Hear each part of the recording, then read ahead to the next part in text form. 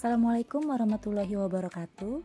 Saya Atika Widianti, ingin menyampaikan analisis isu dan gagasan kreatif untuk mewujudkan smart governance di RSUD Kabupaten Bekasi. Terdapat 6 isu yang saya temukan di RSUD Kabupaten Bekasi. Isu yang pertama adalah belum optimalnya pemberian lembar survei kepuasan pasien dan keluarga ketika pasien pulang. Lembar kepuasan pasien merupakan salah satu bentuk upaya meningkatkan kualitas manajemen pelayanan. Jika pelaksanaan survei ini tidak dilakukan dengan maksimal, maka akan berdampak kepada kualitas pelayanan dan pasien itu sendiri. Isu yang kedua adalah perawat yang tidak ramah dan tidak menerapkan 5S atau senyum, salam, sapa, sopan, dan santun kepada pasien dan keluarga. Hal ini dapat dilihat dengan banyaknya keluhan pasien dan keluarga, baik yang tersampaikan secara langsung melalui komplain dengan petugas, maupun yang ditulis di lembar survei dan dikirim di kotak kritik dan saran. Pihak yang akan merasakan dampaknya ketika masalah ini tidak terselesaikan adalah pasien dan keluarga, dan juga mutu pelayanan rumah sakit secara keseluruhan.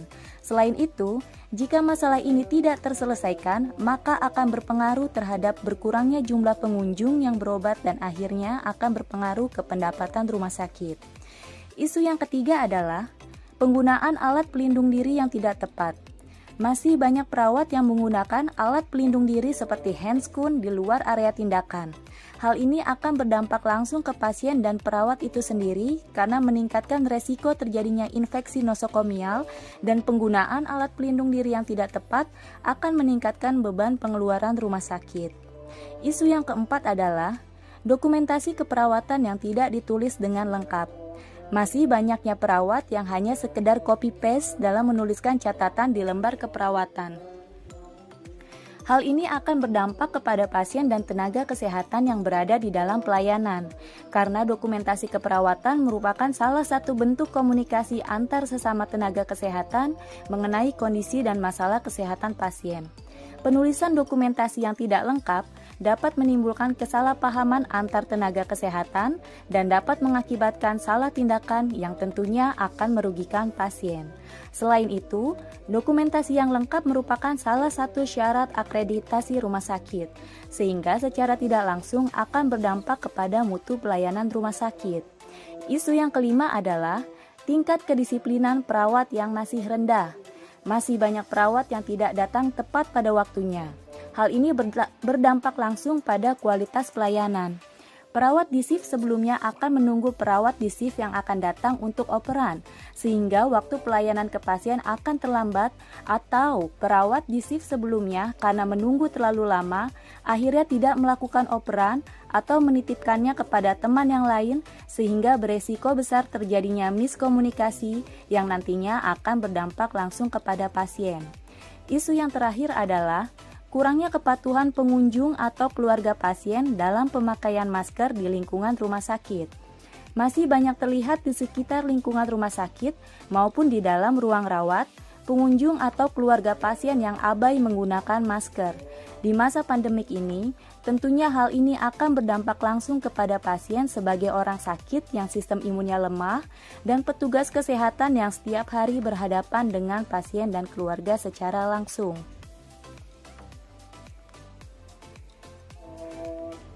Selanjutnya, untuk menentukan core issue, saya menggunakan teknik tapisan USG yang merupakan singkatan dari urgency, yang menilai seberapa mendesaknya isu tersebut harus dibahas, dianalisis, dan ditindaklanjuti. Lalu ada seriousness, yang menilai seberapa serius isu tersebut untuk dibahas dan dikaitkan dengan akibat yang akan ditimbulkan. Dan terakhir, growth, yang menilai seberapa besar kemungkinan memburuknya isu tersebut jika tidak ditangani segera. Dari penilaian yang saya lakukan melalui metode tapisan ini, akhirnya ditemukan satu isu inti yang perlu segera dianalisis dan ditindaklanjuti. Isu tersebut adalah mengenai penggunaan alat pelindung diri yang tidak tepat. Selanjutnya, untuk menganalisis isu inti yang saya temukan, saya menggunakan metode analisis Fishbone untuk mencari akar permasalahan dari isu inti tersebut. Terdapat 6 masalah penyebab yang saya temukan. Pertama, dari segi measurement. yaitu mengenai kurangnya pengawasan penggunaan APD dari pihak atasan. Perawat hanya takut apabila ada sidak yang dilakukan oleh MOD. Kedua, dari segi Mother Nature atau lingkungan. Isu ini sudah menjadi kebiasaan dan membudaya di lingkungan, sehingga perawat yang tidak mengetahui beranggapan bahwa itu adalah hal yang benar karena dilakukan terus-menerus. Ketiga, dari segi mind power. Rasa khawatir yang berlebih akan tertular penyakit membuat beberapa perawat berlebihan dalam menggunakan APD, tetapi dalam cara yang tidak tepat. Misal, menggunakan handscoon dari nurse station, lalu masuk ke ruangan pasien dan melakukan tindakan, dan kembali lagi ke nurse station masih menggunakan handscoon yang sama. Keempat, dari segi manpower. Kompetensi perawat di dalam ruangan berbeda-beda, sehingga pemahaman mengenai pemakaian alat pelindung diri juga berbeda. Kelima, dari segi material. Mengenai informasi yang tidak tersampaikan dengan baik. Informasi ini dapat disampaikan oleh siapa saja dan dari mana saja. Informasi yang tidak benar mengenai penggunaan APD ini juga menjadi salah satu penyebab isu inti. Dan yang terakhir, dari segi metode. SOP sebagai pedoman dalam melakukan tindakan ini tidak diikuti dengan baik.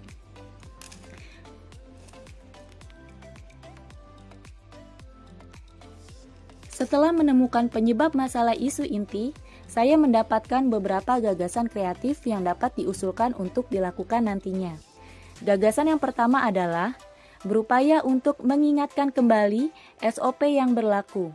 SOP di dalam ruangan dapat disimpan di tempat yang terjangkau atau dibuatkan buku saku agar dapat dengan mudah dibaca oleh perawat.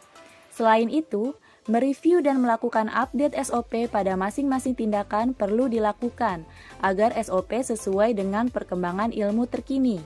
Di dalam SOP juga dapat diperjelas dan ditekankan mengenai kapan waktu pemakaian APD yang tepat dan berapa jumlah APD yang sesuai pada setiap masing-masing tindakan. Gagasan yang kedua adalah memberlakukan sistem reward dan punishment yang jelas untuk mengubah kebiasaan yang membudaya. Pada gagasan ini, diperlukan kerjasama dengan atasan bagaimana sistem reward and punishment yang efektif dan dapat diterima oleh semua perawat.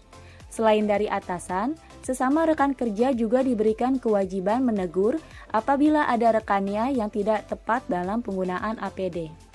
Gagasan yang ketiga adalah membuat lembar catatan penggunaan APD untuk masing-masing perawat, terutama untuk APD yang dapat diambil bebas seperti handscoon dan masker. Di lembar ini akan ada catatan mengenai berapa jumlah pemakaian dan digunakan untuk tindakan apa. Di setiap shift akan ada penanggung jawab yang mengawasi jumlah pemakaian APD. Gagasan yang keempat adalah membuat media informasi yang menarik yang dapat dengan mudah dimengerti dan diingat. Media dapat berupa poster yang dapat dipasang di tempat-tempat yang mudah terlihat. Gagasan yang kelima adalah memberikan usulan kepada atasan agar secara berkala setiap perawat diikutkan pelatihan yang berhubungan dengan APD agar kompetensi setiap perawat merata. Sekian presentasi yang dapat saya sampaikan. Semoga bermanfaat untuk kita semua. Wassalamualaikum warahmatullahi wabarakatuh.